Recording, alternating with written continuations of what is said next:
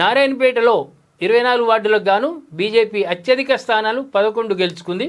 Congress 7, BRS 2, ఇతరులు 4 ఈ స్థానాల్లో విజయం సాధించారు. ఈ మున్సిపాలిటీని దక్కించుకోవడం కోసం బీజేపీ స్వతంత్ర అభ్యర్థులతో చర్చలు జరుపుతోంది. ఆదిలాబాద్, నారాయణపేట, మెట్పల్లి మున్సిపాలిటీలను బీజేపీ దక్కించుకునే అవకాశాలు కనిపిస్తున్నాయి.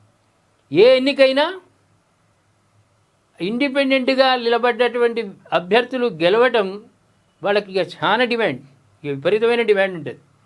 వాళ్ళు రెబల్గా నిలబడవచ్చు, వేరే పార్టీ వాళ్ళు సీటు ఇవ్వకుంటే నిలబడవచ్చు. ఏ పార్టీతో సంబంధం లేదు, ప్రజలు నాకు ఓటు వేస్తారు, మంచి పనులు చేశాను, పదవి రాకముందన్న నమ్మకంతో వాళ్ళు గెలుస్తారు.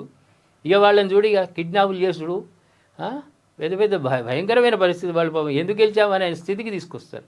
కాకపోతే డిమాండ్ ఉంటుంది వాళ్ళకు సాధాగా అన్ని రకాలుగా వాళ్ళ అవసరాలు తీరుస్తారు. ఏమైనా అప్పులున్నా కూడా ఆ పార్టీ వాళ్ళు అప్పులను కట్టేస్తారు, వాళ్ళను కైవసం చేసుకుంటారు.